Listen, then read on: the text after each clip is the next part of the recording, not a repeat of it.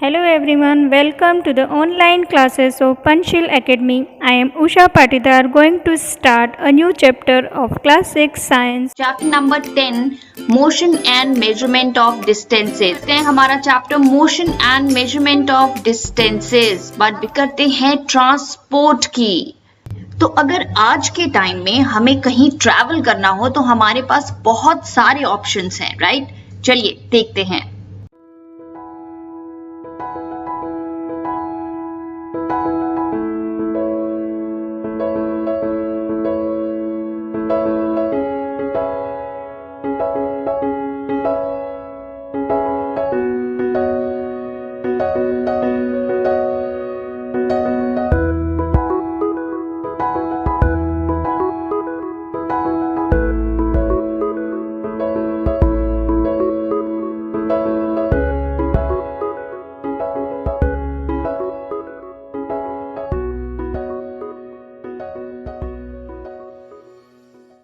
तो हमने देखा कि अगर हमें ट्रैवल करना हो, एक जगह से दूसरी जगह जाना हो, तो हमारे पास इतने सारे ऑप्शंस हैं। हम कार से जा सकते हैं, बाइक से जा सकते हैं, स्कूटर से जा सकते हैं, ऑटो रिक्शा कर सकते हैं। अगर जगह दूर है, अगर आपको डिफरेंट स्टेट में जाना है तो आप ट्रेन से जा सकते हैं, एरोप्लेन से जा सकते हैं, इनफैक्ट दूसरी कंट्रीज में भी जा सकते हैं, राइट? फ्लाइट से। इसी तरह से अगर आप कोस्टल एरियाज में ट्रैवल कर रहे हैं तो हमारे पास बोट्स हैं, शिप्स हैं, इतने सारे ऑप्शंस हैं। हमारा ट्रांसपोर्टेशन सिस्टम इतना वेल डेवलप्ड है कि आज आप कहीं भी जा सकते हैं, राइट? लेकिन क्या आपने कभी सोचा कि पुराने टाइम में ट्रांसपोर्टेशन सिस्टम कैसा था, लोग कैसे ट्रैवल करते थे? चलिए हम इसको समझते हैं और पढ़ते हैं स्टोरी ऑफ ट्रांसपोर्ट कि कैसे हमारा ट्रांसपोर्टेशन सिस्टम जो है वो डेवलप हुआ। Story of transport. शुरुआत में ट्रांसपोर्टेशन का कोई भी तरीका नहीं था। एक जगह से दूसरी जगह तक जाने के लिए लोग पैदल ही चला करते थे। अपना सामान भी अपने सिर पर उठाकर, अपने कंधों पर उठाकर ही पैदल जाया करते थे। धीरे जैसे जैसे टाइम बीतता गया, ह्यूमन बींग्स ने रियलाइज किया कि क्यों ना हम एनिमल्स को यूज करें ट्रांसपोर्टेशन के लिए। हमारे पास हॉर्सेज हैं, डंकीज हैं, कैमल्स हैं, बुलॉक्स हैं, हम उन्हें यूज करते हैं ट्रांसपोर्टेशन के लिए। तो अब उन्होंने एक जगह से दूसरी जगह तक जाने के लिए एनिमल्स का सहारा लिया। वो हुई ट्रांसपोर्टेशन की दुनिया में एक major invention. Wheel was invented. Wheel was invented in 3500 BC, यानी कि लगभग 5500 साल पहले व्हील की इन्वेंशन हुई। पहला व्हील जो था वो लकड़ी से बनाया गया था और वैसा बिल्कुल भी नहीं था जैसे कि आज के व्हील्स हैं जो आपके कार, स्कूटर, बसेस इन सब में लगे हैं।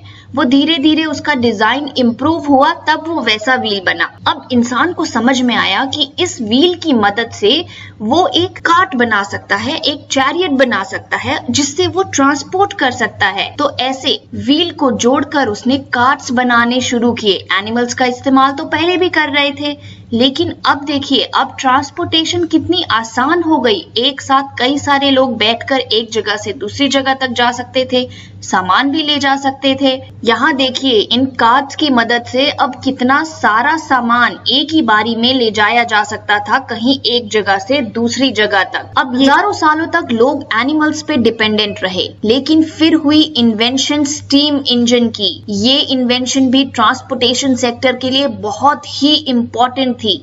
इससे पहले सिर्फ एनिमल्स जो हैं वो कार्ट्स को खींचा करते थे जिसमें लोग बैठकर एक जगह से दूसरी जगह तक जाते थे। लेकिन स्टीम इंजन की इन्वेंशन से काम बहुत आसान हो गया। अब आज आपकी कार्स, बाइक, स्कूटर ये कैसे चलती हैं? फ्यूल से चलती हैं, राइट? आपका इंजन कैसे चलता है? फ्यूल की मदद से, पेट्रोल, डीजल, इन सब से। अब उस टाइम ये सब तो था नहीं, तो लोगों ने धीरे धीरे रियलाइज किया कि स्टीम की मदद से वो इंजन को चला सकते हैं। अब सिंपल वर्ड्स में देखें तो स्टीम इंजन का सेटअप कुछ ऐसा था। एक वाटर टैंक था जिसमें पानी लिया जाता था और नीचे जलाया जाता था कोयला। ये है कोल। इसे जलाएंगे, वाटर बॉईल करता था। वाटर बॉईल करेगा तो स्टीम प्रोड्यूस होती थी और इस स्टीम को कलेक्ट किया जाता था और इससे रन करता था हमारा इंजन। अब स्टीम इंजन की डिस्कवरी के बाद स्टीम इंजन से चलने वाली ट्रेन बनी। देखिए कैसे धीरे धीरे ट्रांसपोर्टेशन सिस्टम डेवलप होता जा रहा है। धीरे टेक्नोलॉजी और बढ़ती गई और एडवांस होती गई और modern methods modes of transportation बने।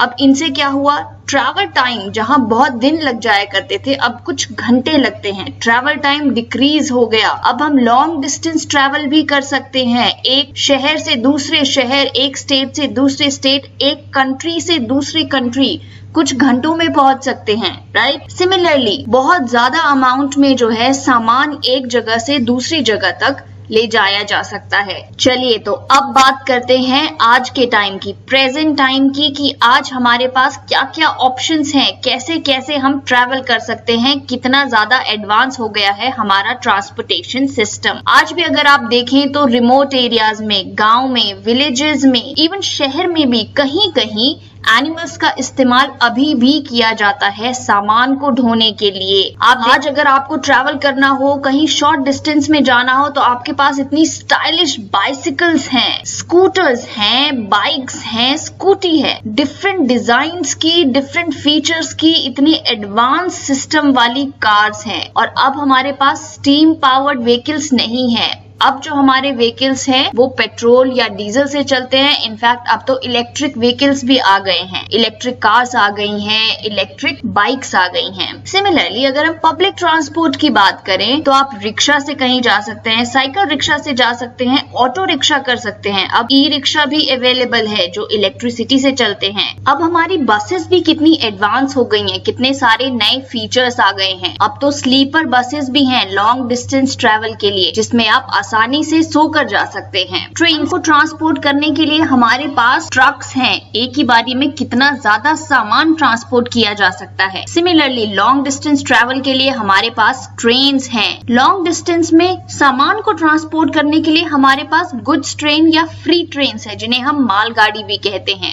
कोलकाता, दिल्ली, चेन्नई, गुड़गांव, इन सब में, मुंबई में मेट्रो ट्रेन अवेलेबल है। सिमिलरली बुलेट ट्रेन अवेलेबल है around the world. India trains में ट्रैवल कर सकते हैं। एरोप्लेन्स के डिजाइन्स और फीचर्स भी बहुत डेवलप हो चुके हैं। इससे रोड्स में ट्रैफिक नहीं होता, आप आसानी से बहुत ही जल्दी एक स्टेट से दूसरे स्टेट जा सकते हैं, एक कंट्री से दूसरी कंट्री जा सकते हैं। हेलीकॉप्टर्स अवेलेबल हैं। इसी तरह से हिली एरियाज में हमारे पास इस तरह की केबल कार्स हैं, जिनको हम ट्रॉलीज भी कहते हैं। अगर आप पर कोई और ट्रांसपोर्टेशन सिस्टम काम नहीं करता तो एक पहाड़ी से दूसरी पहाड़ी पर जाने के लिए केबल कार्स का इस्तेमाल किया जाता है। वाटर में ट्रैवल करने के लिए मोटराइज शिप्स हैं, बोट्स हैं, इतनी बड़ी बड़ी शिप्स हैं, इतने एडवांस फीचर्स के साथ कि एक ही बारी में हजारों लोग ट्रैवल कर सकते हैं। इनफैक्ट आउटर स्पेस में जाने के लिए स्पेस क्राफ्ट भी हैं। हम अर्थ से बाहर दूसरे प्लैनेट्स में जा रहे हैं, मून पे जा रहे हैं, आउटर स्पेस को स्टडी कर रहे हैं इन स्पेस क्राफ्ट की मदद से। ओके, तो अभी तक हमने पढ़ा स्टोरी ऑफ ट्रांसपोर्ट के बारे में, हमने पढ़ा डिस्टेंस के बारे में। नाउ इट्स टाइम कि हम पढ़ें मेजरमेंट के बारे में। अब मेजरमेंट क्या है? Measurement is the action of measuring something. किसी भी चीज को मेजर करना, नापना, उसे हम कहते हैं मेजरमेंट। डेली लाइफ में ऐसी बहुत सारी चीजें हैं जिन्हें हम डेली मेजर कर रहे हैं, इसीलिए अब हम पढ़ेंगे इंपॉर्टेंस ऑफ मेजरमेंट के बारे में। अब देखिए, जब भी कभी आप ऑनलाइन शॉपिंग करते हैं या फिर शॉप में जाकर भी अपने लिए कुछ कपड़े खरीदते हैं, तो आप हमेशा शॉपकीपर को अपना मेजरमेंट बताते हैं कि आपकी चेस्ट कितनी है, फ्रंट लेंथ कितनी है, वेस्ट कितनी है, राइट? और इस तरह से आप अपने एक्यूरेट साइज को सेलेक्ट करते हैं। तो देखिए मेजरमेंट कितनी इंपॉर्टेंट है हमारे लिए। सिमिलरली सपोज कीजिए आप अपने रूम के लिए एक स्टडी टेबल लेने गए। अब सबसे पहले आपको ये पता होना चाहिए कि आपके रूम में स्पेस कितनी है, आपको कितना बड़ा स्टडी टेबल चाहिए, उस स्टडी टेबल की लेंथ कितनी होनी चाहिए, उसकी ब्रेथ कितनी होनी चाहिए, ताकि वो उस स्पेस में आ जाए जहां आप उसे रखने वाले, राइट? यहाँ भी मेजरमेंट का कितना इंपॉर्टेंट रोल है। सिमिलरली हम डेली लाइफ में टेम्परेचर मेजर करते हैं, बॉडी टेम्परेचर मेजर करते हैं, बाहर के वेदर का टेम्परेचर मेजर कर रहे हैं। ये सब कुछ क्या है? मेजरमेंट। तो आप देख रहे होंगे कि मेजरमेंट हमारी लाइफ में कितनी ज्यादा इंपॉर्टेंट है। डेली हम कुछ ना कुछ मेजर कर रहे हैं। कभी आप अपना वेट मेजर करते हैं, 30 kg, 35 kg, 40 kg। कभी आप अपनी हाइट मेजर करते हैं। जब आप फ्रूट्स और वेजिटेबल्स लेने जाते हैं, वहां पर भी आप यही उनसे कहते हैं कि हमें 1 kg एप्पल दीजिए, 1 kg मैंगोज दीजिए, 2 kg स्ट्रॉबेरीज दीजिए। ये सब क्या है? Again measurement. आप यहाँ पर वेट को मेजर कर रहे हैं। इसी तरह से हम अपनी हाइट भी मेजर करते हैं और अपनी हाइट को अपने फ्रेंड्स के साथ कंपेयर भी करते हैं, राइट। हम टाइम को भी मेजर करते हैं, कितना टाइम लगता है घर से स्कूल पहुंचने में, कितनी देर साइंस की क्लास चलती है, कितने बजे मुझे वहां पहुंचना है, all about measurement of time. अब देखते हैं कि पुराने टाइम में लोग कैसे मेजरमेंट करते थे। अब उस टाइम स्केल तो थे नहीं, लेकिन बहुत सारी चीजें मेजर भी करनी पड़ती थी। तो लोग क्या करते थे, फॉर एग्जाम्पल लीजिए ये एक टेबल है, अब इसे मेजर करना है। स्केल तो है नहीं कि हम मेजर करें और बता दें कि ये 30 सेंटीमीटर का है, 40 सेंटीमीटर का है, 50 सेंटीमीटर का है, राइट। अब क्या करते थे लोग कि इस तरह से हैंड स्पैन लेंगे, आप भी करते होंगे ऐसा कभी कभी। आपके थंब से लेकर आपकी ये जो लिटिल फिंगर है यहाँ तक पूरा हाथ को अपने स्ट्रेच करेंगे और मेजर करेंगे और कहेंगे कि ये एक हैंड स्पैन के बराबर है। उसके बाद यहाँ से आगे मेजर करेंगे और देखेंगे कि ये कितने हैंड स्पैन के बराबर हुआ, राइट। इस तरह से मेजर करते थे लोग। अपने फुटस्टेप्स को भी मेजर करते थे। फॉर एग्जाम्पल अगर ये पूरी लेंथ देखनी है तो इस तरह से वॉक करके देखेंगे कि कितने फुटस्टेप की ये लेंथ है और उसको काउंट कर लेंगे। सिमिलरली इस तरह से 4 आर्म की लेंथ को भी यूज करते थे लोग चीजों को मेजर करने के लिए। इसे कहा जाता था 1 क्यूबिट। यहाँ से लेकर यहाँ तक की जो लेंथ है, आपकी एल्बो से लेकर आपकी मिडिल फिंगर की टिप तक जो लेंथ है, उसे कहा जाता था 1 क्यूबिट। आपने देखा होगा बहुत बार टेलर भी इस तरह से कपड़े को मेजर करता है। अब इसमें दिक्कत क्या हुई, आप खुद ही सोचिए। हर इंसान के, एवरी अदर इंडिविजुअल के हाथ, पांव, फिंगर्स ये सब अलग अलग लेंथ के हैं। आपका हाथ छोटा हो सकता है, किसी का हाथ लंबा हो सकता है, किसी के पैर छोटे होते हैं, किसी के पैर बड़े होते हैं। तो इससे क्या होने लगा, हमें इनएक्यूरेट मेजरमेंट्स मिलने लगी। फॉर एग्जाम्पल किसी एक ने मेजर किया और कहा कि ये टेबल जो है वो 3 हैंड स्पैन के बराबर। कोई और दूसरा बंदा आया और उसने मेजर किया तो उसने कहा कि नहीं, ये तो 2.5 हैंड स्पैन के बराबर है। व्हाई? क्योंकि दोनों के जो हैंड्स हैं उनकी जो लेंथ है वो अलग अलग है, राइट। सबका हैंड स्पैन अलग अलग होता है, सबका फुटस्टेप अलग अलग होता है। अब हमें मिलने लगी इनएक्यूरेट मेजरमेंट। अब अगर हमें एक्यूरेट मेजरमेंट्स चाहिए तो हमें कुछ स्टैंडर्ड यूनिट्स ऑफ मेजरमेंट्स को अडॉप्ट करना पड़ेगा, जो एक जगह से दूसरी जगह या पर्सन टू पर्सन वेरी ना करे, अलग अलग ना हो। सारा कंफ्यूजन दूर करना पड़ेगा ताकि हमें एक्यूरेट मेजरमेंट्स मिले। अब इसलिए हमने अडॉप्ट की स्टैंडर्ड यूनिट्स ऑफ मेजरमेंट। चलिए स्टैंडर्ड यूनिट्स ऑफ मेजरमेंट के बारे में डिटेल में समझते हैं। 1790 में French people created standard unit of measurement called metric system. 1790 में फ्रेंच लोगों ने क्रिएट किया एक स्टैंडर्ड यूनिट ऑफ मेजरमेंट जिसको मेट्रिक सिस्टम कहा गया। उसके बाद उसमें थोड़ी और इम्प्रूवमेंट की गई और 1960 में हमने अडॉप्ट कर लिया इंटरनेशनल सिस्टम ऑफ यूनिट्स, या जिसे हम कहते हैं SI सिस्टम ऑफ यूनिट्स। अब क्या है कि पूरे वर्ल्ड में ऑलमोस्ट हर कंट्री ने SI सिस्टम ऑफ यूनिट्स को अडॉप्ट किया है। इसीलिए मेजरमेंट्स जो हैं वो यूनिफॉर्म हैं ऑल ओवर द वर्ल्ड। कहने का मतलब ये कि अगर आप हिमाचल में रहते हैं और आप 1 kg पोटैटोज खरीदते हैं, फिर आप कन्याकुमारी जाते हैं और वहां 1 kg खरीदते हैं, तो वो सेम होगा, क्योंकि केजी जो है वो एक स्टैंडर्ड यूनिट ऑफ मेजरमेंट है। इनफैक्ट आप अमेरिका भी चले जाएं, वहां पर भी केजी मतलब उतना ही होगा जितना आपको यहाँ मिलता है। इंटरनेशनल सिस्टम ऑफ यूनिट्स या SI यूनिट्स की 7 बेस यूनिट्स हैं, जैसे कि लेंथ की यूनिट है मीटर, सिंबल है स्मॉल m, मीटर को आप हमेशा स्मॉल m से डिनोट करते हैं। मास की यूनिट है किलोग्राम और सिंबल है स्मॉल k एंड g, ऐसे लिखते हैं आप kg को। टाइम की यूनिट है second, denoted by small s। ये हैं बाकी यूनिट्स, पर लेकिन आपको अभी के लिए सिर्फ ये 3 यूनिट्स ही याद रखनी है। ओके, चलिए तो 3 जो आपको यूनिट्स याद रखनी है एक बार फिर से देख लेते हैं। लेंथ की है metre, denoted by small m। Mass की है kilogram, denoted by kg, small k and g। और टाइम की है second, denoted by small s। ये क्या है? SI यूनिट्स हैं। लेंथ की SI यूनिट क्या है? मीटर। मास की SI यूनिट क्या है? किलोग्राम। और टाइम की SI यूनिट है सेकेंड। अब देखिए, जब भी आप कोई मेजरमेंट लिखते हैं आप उसको 2 पार्ट्स में लिखते हैं। पहला पार्ट होता है नंबर और दूसरा पार्ट होता है यूनिट। जैसे किसी पर्टिकुलर 2 प्लेसेस के बीच का डिस्टेंस है मान लीजिए 500 किलोमीटर। अब 500 हुआ नंबर और किलोमीटर हुई यूनिट। अब अगर आप अकेले 500 लिखेंगे कि इन दो जगह के बीच का डिस्टेंस 500 है तो कोई सेंस नहीं है। 500 क्या, 500 सेंटीमीटर है, 500 मीटर है, 500 किलोमीटर है, ये आपको बताना पड़ेगा। इसीलिए हम कह रहे हैं कि the result of a measurement is expressed in 2 parts. आप नंबर भी लिखते हैं और साथ में उसकी यूनिट भी लिखते हैं। अब देखिए, measurement means comparison of an unknown quantity with some known quantity. कहने का मतलब हम एक अननोन क्वांटिटी जो हमें पता नहीं है उसको किसी नोन क्वांटिटी से कंपेयर करते हैं, और हमारी नोन फिक्स्ड क्वांटिटी क्या है, वो है यूनिट। अब इसके देखिए, ये है किसी दो जगह के बीच का डिस्टेंस 500 किलोमीटर। अब हमें पता है कि किलोमीटर की लेंथ कितनी होती है, तो ये यूनिट जो है ये हमारी नॉन फिक्स्ड क्वांटिटी है, और जो ये पर्टिकुलर डिस्टेंस है वो उसका 500 टाइम्स है, राइट। एक आगे बढ़ते हैं। ओके, तो हमें पता लग गया कि मीटर जो है वो है standard unit of length, symbol होता है m। अब आपने सुना होगा 1 मीटर में होते हैं 100 सेंटीमीटर, 1 सेंटीमीटर में होते हैं 10 मिलीमीटर और 1 किलोमीटर में होते हैं 1000 मीटर। चलिए इसको अच्छे से समझते हैं। अब इसके लिए आपके पास होना चाहिए एक स्केल, जो आप यूज करते हैं वो स्केल को अपने पास रखिए और फिर उसमें देखिए, तब आप इसको समझ पाएंगे। जनरली हमारे पास ये वाला स्केल होता है, ये सेंटीमीटर स्केल। तो अब देखिए, ये 0 से लेकर 1 तक 1 सेंटीमीटर है, राइट।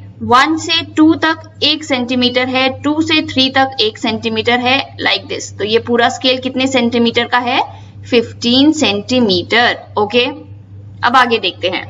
अब हम कह रहे हैं कि each centimetre has 10 equal divisions called millimetre. अब यहाँ देखिए, आप देख पा रहे होंगे कि 0 और 1 के बीच में डिविजन्स हैं, राइट। कितनी डिविजन्स है देखते हैं।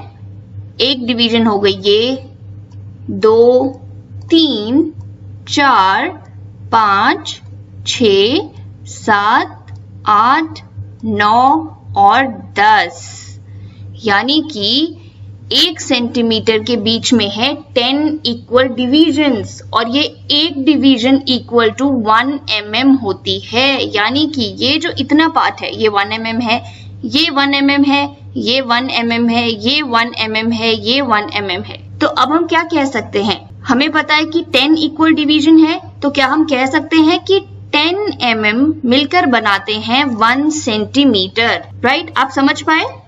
फिर से देख लेते हैं। हमने कहा कि 0 और 1, अब हमें पता है कि ये सेंटीमीटर स्केल है। अब 0 और 1 यानी 1 सेंटीमीटर के बीच में 10 इक्वल डिवीजन है, और हर डिवीजन जो है वो 1 मिलीमीटर होती है, यानी कि 10 डिविजन्स मिलकर बनाती हैं 1 सेंटीमीटर। तो हम कह सकते हैं कि 10 millimetre is equal to 1 centimetre, या फिर आप कह सकते हैं कि 1 सेंटीमीटर में होते हैं 10 मिलीमीटर। ओके, सो ये याद है। ओके, अब आपने ये भी सुना होगा कि 100 सेंटीमीटर मिलके बनाते हैं 1 मीटर। कहने का मतलब ये कि जैसे ये 1 सेंटीमीटर है, इस तरह के 100 सेंटीमीटर, इतनी जब आप 100 सेंटीमीटर की लेंथ को जोड़ देंगे तो वो मिलके बन जाएगी 1 मीटर। यहाँ देखिए, ये है आपका एक स्केल, आपने एक लाइन खींची, ये 30 सेंटीमीटर का स्केल था, तो ये लेंथ हो गई 30 सेंटीमीटर।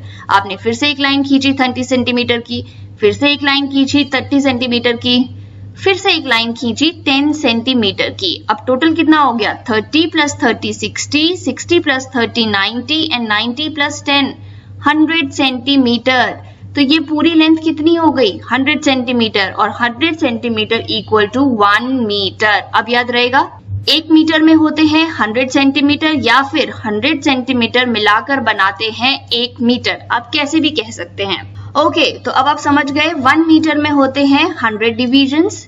एक डिवीजन, हर एक डिवीजन कितने का है, 1 सेंटीमीटर का है, और 1 मीटर में हो गए 100 सेंटीमीटर। पता लग गया कि 30 + 30 + 30 + 10 यानी 100 सेंटीमीटर मिलके बनाता है 1 मीटर। अब आप इमेजिन करिए, ऐसे 1 मीटर 1 मीटर 1 मीटर 1000 बार आप जोड़ दीजिए तो वो मिलकर बनाता है आपका 1 किलोमीटर। अब आपको पता लग गया 1 किलोमीटर में कितनी लेंथ होती है, 1000 मीटर के बराबर। जब आप 1000 बार 1 मीटर को जोड़ेंगे तो जो लेंथ आएगी वो बनती है आपका 1 किलोमीटर। ओके, तो अब आप अच्छे से समझ गए होंगे जो मैंने पहले कहा था कि 1 सेंटीमीटर में होते हैं 10 मिलीमीटर, या फिर ये कह लीजिए कि 10 मिलीमीटर मिलकर बनाता है 1 सेंटीमीटर। 1 मीटर में होते हैं 100 सेंटीमीटर, या फिर 100 सेंटीमीटर मिलकर बनाता है 1 मीटर, और 1000 मीटर मिलकर बनाता है 1 किलोमीटर, या फिर 1 किलोमीटर में होते हैं 1000 मीटर। आपको ये याद रखना है। ओके, चलिए। ओके, तो ये तो थी लेंथ की बात। अब हमें पता है कि SI unit of mass is kilogram. अब 1 किलोग्राम में होते हैं 1000 ग्राम, या फिर आप ये कह लीजिए कि 1000 ग्राम मिलके बनाते हैं 1 किलोग्राम। यानी कि अगर आप किसी शॉपकीपर से कहते हैं कि मुझे ½ kg पोटैटोज चाहिए, तो आप उसे कह रहे हैं कि मुझे 500 ग्राम पोटैटो चाहिए। अगर 1 kg में 1000 ग्राम है तो आधा kg उसका बिल्कुल एग्जैक्टली हाफ कितना हुआ? 500 ग्राम, राइट? उसी तरह से अगर आप 2 kg टोमेटोज ले रहे हैं तो कितना ग्राम हुआ? अगर 1 kg 1000 ग्राम है तो 2 kg उसका डबल हुआ, 2000 ग्राम। इसी तरह से SI unit of time is second. हम सबको पता है कि 1 मिनट में होते हैं 60 सेकेंड, यानी कि 1 सेकेंड में हुआ 1/60 minute. Okay, correct measurement of length की। कैसे आप किसी भी ऑब्जेक्ट की लेंथ को एकदम करेक्टली, एकदम एक्यूरेटली मेजर कर सकते हैं, और मेजरमेंट करते टाइम आपको किन किन बातों का ध्यान रखना है। आप ये इसको मेजर कर रहे हैं, आपका स्केल इतनी दूर है, और आपका स्केल हमेशा स्ट्रेट होना चाहिए, ऐसे टिल्टेड नहीं होना चाहिए। अब ऐसे मेजरमेंट लेंगे तो कितनी इनकरेक्ट मेजरमेंट आएगी, राइट? और ऐसे दूर रखेंगे तो भी आप एक्यूरेटली मेजर नहीं कर पाएंगे कि इसकी लेंथ कितनी है। और किन बातों का ध्यान रखना है? हमेशा आपको 0 से स्टार्ट करना है। देखिए यहाँ से स्टार्ट कर रहे हैं तो ये जो मेजरमेंट आएगी ये गलत आएगी। करेक्ट वे है कि आप 0 से स्टार्ट कीजिए और फिर मेजरमेंट लीजिए कि ये कितनी है। ये है अप्रोक्सीमेटली 7.5 सेंटीमीटर। ओके, तो अभी हमने कहा कि आपको मेजरमेंट जब भी लेनी है आपको 0 से स्टार्ट करना है। लेकिन सपोज कीजिए आपका स्केल जो है वो टूट गया, इस स्टार्टिंग वाले एंड से टूट गया है। अब आप क्या करेंगे? आप किसी भी एक नंबर से स्टार्ट कीजिए। फॉर एग्जाम्पल आपने 5 से स्टार्ट किया। अब देखिए इस पेपर की लेंथ कितनी है, ये पहुंच रही है 10 सेंटीमीटर तक। तो ये लेंथ कितनी हुई? 10 - 5 = 5 सेंटीमीटर। इस पेपर की लेंथ 5 सेंटीमीटर है। 5 से 6 1 सेंटीमीटर, 6 to 7 एक और सेंटीमीटर, 7 to 8 एक और एक और। तो ये कितने सेंटीमीटर हुए? 1 2 3 4 5। आपको फाइनल रीडिंग से इनिशियल रीडिंग को सब्ट्रैक्ट कर देना है, वो होगी आपकी करेक्ट लेंथ। देखिए 0 से स्टार्ट करते तो भी 5 सेंटीमीटर ही आता। अब देखिए एक और इम्पोर्टेंट बात जिसका आपको ध्यान रखना है वो ये कि our eye must be exactly above the point where the measurement is to be taken. अब ये 3 लोग हैं जो इस चीज को मेजर कर रहे हैं, इस पर्टिकुलर ऑब्जेक्ट को। ये जो है बी वाला जो बॉय है, इसकी आई की पोजीशन एकदम एक्यूरेट है। इसकी जो रीडिंग आएगी वो बिल्कुल ठीक आएगी। जो लेफ्ट और राइट से देख रहे हैं उनकी रीडिंग थोड़ी इनएक्यूरेट आएगी, ऐसे टिल्टेड एंगल से देख रहे हैं ना। तो हमारी आई जो है वो एकदम प्रॉपर पोजीशन पे होनी चाहिए while taking reading of the scale. The eye position in the center is correct to get an accurate measurement, while the ones in the left and right direction will give some error in the measurement. इस error को हम कहते हैं parallax error.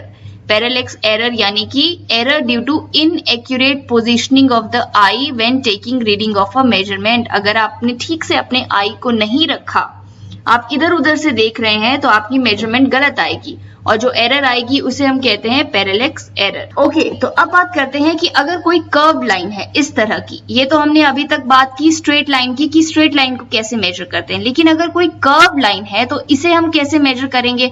ऐसे सीधे scale से तो नहीं कर सकते। अब इसके लिए हम क्या कर सकते हैं? हम एक थ्रेड का इस्तेमाल कर सकते हैं। करना क्या है, आपको एक थ्रेड लेना है और उसको आपको इस लाइन के ऊपर धीरे धीरे रखना है। पहले इतना सा मेजर कीजिए, फिर इतना, ऐसे करते करते थ्रेड से इस पूरी लाइन को मेजर कीजिए, और उसके बाद जो आपकी टोटल मेजरमेंट आई, जितना थ्रेड आपका लगा, उस थ्रेड को आप स्केल पर रखकर देख लीजिए, आपको आपकी एक्यूरेट मेजरमेंट जो है वो मिल जाएगी। ओके, ऐसे मेजर करते हैं कर्व लाइन।